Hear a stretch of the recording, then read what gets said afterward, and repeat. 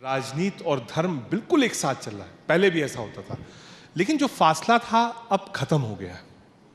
और अब आप देखिए, जो भी चीज होती है, चाहे सांस्कृतिक राष्ट्रवाद की आप बात करिए, या इन्होंने कहा कि जो संस्कृति की आप बात करिए, तो पॉलिटिशियंस भी उस तरफ झुकाव रखते हैं।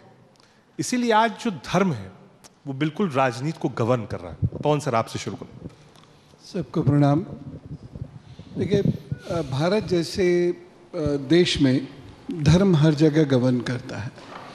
यद्यपि धर्म का अर्थ हमारे यहाँ अलग है, लेकिन मान लीजिए रिलीजन की बात करते हैं, और कोई भी गवर्नमेंट आई, चाहे वो स्वतंत्र भारत में थी, स्वतंत्र भारत से पहले थी, धर्म हमेशा सरकार के साथ रहा, धर्म हमेशा पॉलिटिक्स में रहा। मुग़ल पीरियड में भी धर्म मुख्य था। उसके बाद ब्रिटिश पीरियड में भी, जब 1835 में मैकॉले ने एक योजना बनाई थी, उसमें भी वही धर्म था। उसके बाद 1930 से जो भी कुछ शुरू हुआ 47 तक, उसमें भी धर्म था। उसके बाद 1974 में जो भी कुछ हुआ उसमें भी धर्म था। 42nd अमेंडमेंट आया, और उसके बाद भी धीरे धीरे धर्म रहा, और पिछले 9 साल से भी हम देख रहे हैं कि धर्म था। बस सिर्फ फ़र्क इतना ज़रूर थोड़ा सा आया है कि धर्म थोड़ा टिल्ट किया है। किस तरफ? हिंदुत्व की तरफ। क्या वो एग्रेसिव हो गया है? क्योंकि हमने जो राम की फोटो देखी थी वो राम दरबार की देखी थी। आज जो फोटो देख रहे हैं वो एक एग्रेसिव राम, जो बिल्कुल एग्रेशन में है। लोग कहते हैं कि जब सेतु के लिए गए थे तभी राम को गुस्सा आया था, और उसी समय कहा गया भय बिन होए न प्रीत। तो क्या आज वो है? हनुमान जी की भी सेवक के रूप में हमने देखी तस्वीर, लेकिन आज आप गाड़ियों के पीछे जो फोटोग्राफ देखेंगे वो बिल्कुल आक्रोशित वाले हनुमान की। जी हाँ, एग्रेशन थोड़ा ज़रूर आया है, यद्यपि उसके बहुत सारे कारण हैं। और देखिए, कभी भी हम किसी भी कम्युनिटी को if we push towards the wall, वो रिवोल्ट करती है। ये एक सामान्य सिद्धांत है ह्यूमन साइकोलॉजी का। तो इसकी वजह से एक बहुत फ़र्क आया, और जब उन्हें मौका मिला तो उस कम्युनिटी ने एक अपना लीडर चुना। उस लीडर, यद्यपि लीडर ने कभी ऐसी कोई बात नहीं कही, लेकिन हाँ, बात की जो, और जो छोटे दल थे उससे जुड़े हुए जो पार्टीज़ हैं, या उससे जुड़े हुए जो ऑर्गेनाइजेशंस हैं, ऑर्गेनाइजेशन कहना ज़्यादा बेहतर रहेगा, उनमें थोड़ा एग्रेशन ज़रूर आया। ठीक है आचार्य जी। पवन सर ने क्योंकि थोड़ा सा राजनीति से अलग रखा, लेकिन इस बात को कहा कि जो पिछली सरकारें थीं उन्होंने पुश किया, इसीलिए आज ये एग्रेशन है। देखिए रजत जी, धर्म और राजनीति दोनों का जो उद्देश्य है, मुझे लगता है वो एक है। क्योंकि राजनीति का उद्देश्य भी सेवा था, अब सत्ता बन गई, ये अलग बात है। लेकिन उद्देश्य क्या था? जन कल्याण, मानव उत्थान। और धर्म का भी उद्देश्य जन कल्याण है। क्योंकि हम कभी भी धर्म को जब संकीर्णता की दृष्टि से देखते हैं तो वो ऐसा लगता है जैसे मेरा धर्म, तुम्हारा धर्म, इनका धर्म, उनका धर्म, सबका धर्म अलग अलग है। लेकिन धर्म क्या है? सूरज का धर्म क्या है? जब वो प्रकाशित करता है सारे विश्व को करता है। चांद का धर्म क्या है? धरती का धर्म क्या है? नदी का धर्म क्या है? तो ऐसे ही परमात्मा जो है वो सबका है, और सब परमात्मा के हैं। क्या ये संभव है कि मैं ये कहूँ कि परमात्मा सिर्फ हिंदुओं का है? क्या ये मुमकिन है कि ये कहा जाए कि अल्लाह सिर्फ मुसलमानों का है? क्या ये कहा जा सकता है? तो मुझे लगता है कि परमात्मा एक है। हमारे शास्त्रों ने भी इसका उद्घोष किया है, और हमारे शास्त्रों में तो सीधा सीधा कहा गया है। अभी बात आ रही थी विप्लव देव जी से, जब डिस्कशन हो रहा था, तो उन्होंने कहा कि प्रधानमंत्री जी ने भारत को एक परिवार कहा। हमारे शास्त्रों की उद्घोषणा है वसुधैव कुटुंबकम, पूरी वसुधा को कुटुंब कहा गया है। पवन जी इस बात का समर्थन करेंगे। अयम निजे परोवेत गणना लघु चेत सामुदार चरितनांतु वसुधैव कुटुंबकम, यानी कि पूरी वसुधा एक परिवार है। तो ये तो हमारे शास्त्रों का उद्घोष है। विश्व बंधुत्व यहीं से उत्पन्न हुआ। वसुधैव कुटुंबकम का नारा यहीं से दिया गया। लेकिन प्रॉब्लम कहाँ है? प्रॉब्लम यहाँ से शुरू हुई जब हम पूजा पद्धति को और भाषा को, शब्दों को, लिबासों को, वेशभूषा को, जबानों को धर्म समझ बैठे। यदि हम परमात्मा की प्रार्थना संस्कृत में करते हैं तो ये हमें लगता है ये हिंदू धर्म की बात हो रही है। यदि हम इंग्लिश में करते हैं तो लगता है ये ईसाइयत की बात हो रही है। और यदि हम इसको अरबी में कहते हैं तो लगता है ये मुसलमानों की बात हो रही है, इस्लाम की बात हो रही है। पवन जी बैठे हैं, आपका ये कार्यक्रम पूरी दुनिया देखेगी और देख रही होगी। दुनिया के किसी भी धर्म के, धर्म ग्रंथ के किसी भी पन्ने की किसी भी पंक्ति में यदि ये लिखा हो कि परमात्मा एक नहीं है कई हैं, या ये लिखा हो कि नफरत का नाम धर्म है, या ये लिखा हो झूठ का नाम धर्म है, या ये लिखा हो हिंसा का नाम धर्म है। हमारे यहाँ भी कहा गया परहित सरस धर्म नहीं भाई, मतलब परमार्थ के अलावा कोई धर्म नहीं है। मैं एक बात कहना चाहता हूं कि वो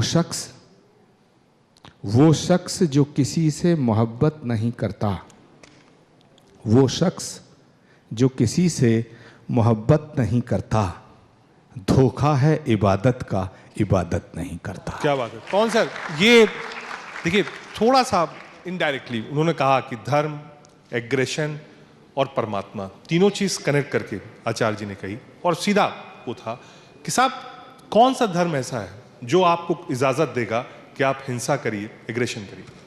देखिए, मैंने बिल्कुल शुरू में भी इस बात को कहा कि जब हम धर्म की बात करते हैं तो उस धर्म का मतलब ड्यूटीफुलनेस से है। लेकिन जो धर्म सामने आता है वो एक पॉलिटिकल रिलीजन है। पॉलिटिकल रिलीजन वर्षों से रहा है। दुनिया के बहुत सारे ग्रुप्स ऐसे हैं जिन्होंने धर्म के नाम पर ही पॉलिटिकल वायलेंस को जन्म दिया, और पॉलिटिकल वायलेंस को जस्टिफाई भी वो धर्म के ही आधार पर करते हैं। इस बात को हम केवल बहुत गुडी गुडी होकर नहीं कह सकते। ये सच्चाई है कि इस दुनिया के अंदर हजारों लोगों की जानें गई हैं पॉलिटिकल रिलीजन के नाम पर। और इस बात को हम डिनाई नहीं कर सकते कि ऐसी ही बहुत सारी चीज़ें भारत में भी हुई हैं, ऐसी बहुत सारी चीज़ें अमेरिका में भी हुई हैं, अरब कंट्रीज़ में भी हुई हैं, ईरान में भी हुई हैं, इजराइल में भी हुई हैं, फ़लस्तीन में भी हुई हैं, रूस में भी हुई हैं। तो देखिए, वो जो धर्म है जिसकी हम डेफिनेशन देते हैं, आचार्य श्री जिसकी डेफिनेशन दे रहे हैं, वो है कि वास्तविकता जो होना चाहिए।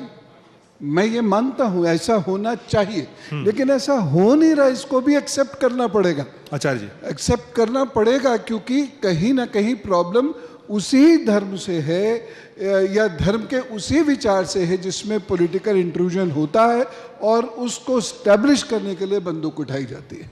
उसमें अपीजमेंट भी आ जाता है आचार्य जी, जो बात पवन जी ने कही। जी नहीं, पवन जी बिल्कुल ठीक कह रहे हैं कि धर्म का जो वास्तविक स्वरूप है वो तो यही है जो मैं बता रहा हूँ, और वो सब मानते भी हैं। लेकिन अब धर्म का जो विकृत स्वरूप है उसका जो हम दोष अगर किसी के सर रखें तो हम धर्म के ऊपर नहीं रख सकते हैं। वो हम राजनीतिक विकृति का जो एक परछाई पड़ी है धर्म के ऊपर, उससे धर्म ऐसा लगता है जैसे धर्म का जो स्वरूप है वो विकृत हो गया है। धर्म विकृत कभी नहीं होता है। मैं दो बातें आपको बताऊंगा। इतिहास की तरफ अगर हम देखें, क्योंकि अगर धर्म के अंदर बुराई होती तो फिर दूसरी शक्ल होती। कैसे? 2-3 युद्धों का मैं जिक्र करूंगा कि जब महाभारत हुआ तो हजारों लोगों की जान गई, खून की नदियां बहीं, वहां कोई भी दूसरे धर्म का व्यक्ति नहीं था। अगर लड़ाई धर्म की होती, एक धर्म से दूसरे धर्म की, जो पवन जी कह रहे हैं वो मैं सहमत हूं कि धर्म के नाम पर राजनीतिक युद्ध हुआ, यूरोप के अंदर हुआ, बिल्कुल ठीक है, अमेरिका में झगड़े हो रहे हैं, भारत में भी हो रहे हैं, लेकिन ये धर्म का विकृत स्वरूप है। मैं जैसे महाभारत की बात कर रहा हूं तो वहां तो एक ही धर्म था, तो लड़ाई क्यों हुई? और जैसे महाभारत में ना इस पक्ष में ना उस पक्ष में कोई मुसलमान नहीं था, और मज़ेदार बात क्या है रजत जी कि जब करबला की लड़ाई हुई, करबला की जंग हुई जिसमें प्रॉफिट मोहम्मद साहब के नवासों को भी कत्ल कर दिया गया, वहाँ कत्ल करने वाले भी मुसलमान थे, कत्ल होने वाले भी मुसलमान थे, हिंदू कोई नहीं था। इसका मतलब है कि ये एक सत्ता की जंग है, एक सत्ता का खेल है, सियासत का खेल है, जिसने अपना ये लवादा धर्म के ऊपर उड़ा दिया है और उसी की वजह से ये प्रॉब्लम क्रिएट होकर के आज भस्मासुर की तरह हमारे सामने खड़ी हो गई है। तो यदि हमें इससे लड़ना है तो हमें दिल भी खोलना पड़ेगा, दिमाग खोलना पड़ेगा, बाहें खोलनी पड़ेगी और हमें अपनी सोच को विराट करना पड़ेगा। जो धर्म का वास्तविक स्वरूप है उसको परिभाषा जो गलत हो रही है उस पर हमें रोक लगानी पड़ेगी। हो सकता है कि थोड़ी देर के लिए एक धर्म का इस्तेमाल करके एक व्यक्ति को फ़ायदा हो जाए, हो सकता है दूसरे को फ़ायदा हो जाए, हो सकता है तीसरे को हो जाए। जिस तरह आप अपीजमेंट की बात कर रहे हैं, हो सकता है कि एक अपीजमेंट से एक पक्ष को फ़ायदा हो, दूसरा अपीजमेंट से दूसरे को फ़ायदा हो, लेकिन अल्टीमेटली नुकसान इंसानियत और मानवता का है। ठीक है पवन सर, देखिए मैंने शब्द अपीसमेंट लिया था, उन्होंने जो पूरा सारांश दिया है वो पोलराइजेशन पर वो है। तो क्या ऐसा है कि दल जो है वो अपने फायदे के लिए, वोट बैंक के लिए इस धर्म को और भगवा को आगे कर रहे हैं? कोई भी धर्म, चाहे वो देखिए, इसको हम सीधे एक रंग से नहीं जोड़ सकते। हरे को भी आगे किया गया था। एक समय है कि लाल के साथ हंसिए को भी आगे किया गया वेस्ट बंगाल और केरला के अंदर। तो उस वक्त धर्म के विरुद्ध ये पूरी आइडियोलॉजी खड़ी हुई। एक आइडियोलॉजी हरे के लिए खड़ी हुई, एक आइडियोलॉजी भगवे के लिए खड़ी हुई। तो हम इसमें ये नहीं कह सकते कि केवल भगवे के लिए ऐसा किया गया।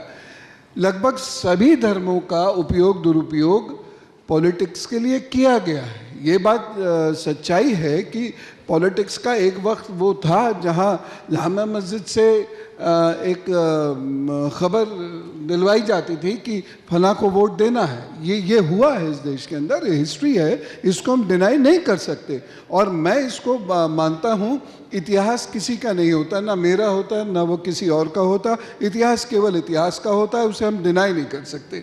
जब हम डिनाई करेंगे तो प्रॉब्लम होगी। तो हर रंग का उपयोग या दुरुपयोग किया गया है और उससे जब पॉलिटिकल पार्टीज देखती हैं कि उन्हें फ़ायदा हुआ है तो उसका दुरुपयोग और ज़्यादा बढ़ जाता है। ठीक है आचार्य जी, आखिरी सवाल आपसे, जो 24 का चुनाव है उसमें धर्म की भूमिका आप कैसे देखते हैं?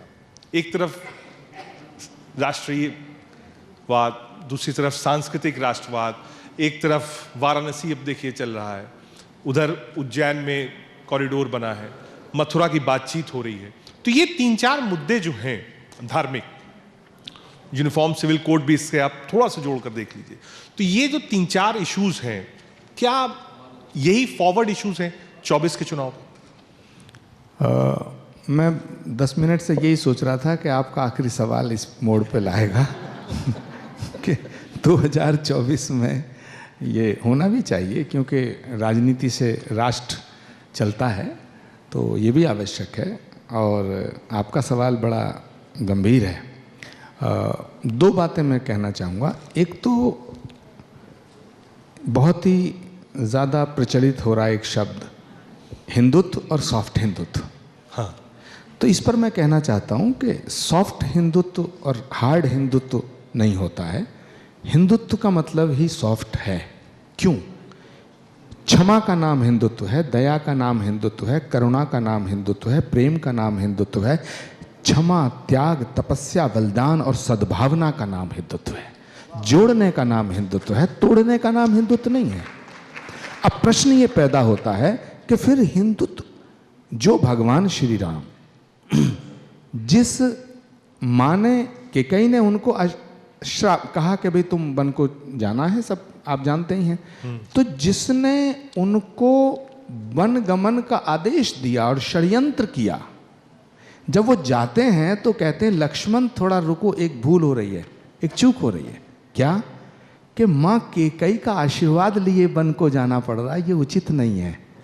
तो लक्ष्मण कहते हैं कि भैया क्या बात करते हो, इसी ने तो जिंदगी खराब कर दी है, पूरा अयोध्या सोनी कर दी है, आप उसका आशीर्वाद लेने की बात करते हो? कि नहीं, अगर माँ ने कोई फैसला लिया है तो हमारे हित में लिया होगा, इसलिए बिना प्रणाम किए मैं नहीं जाऊंगा। और उसकी चौखट पे माथा झुका के जाते हैं वो राम।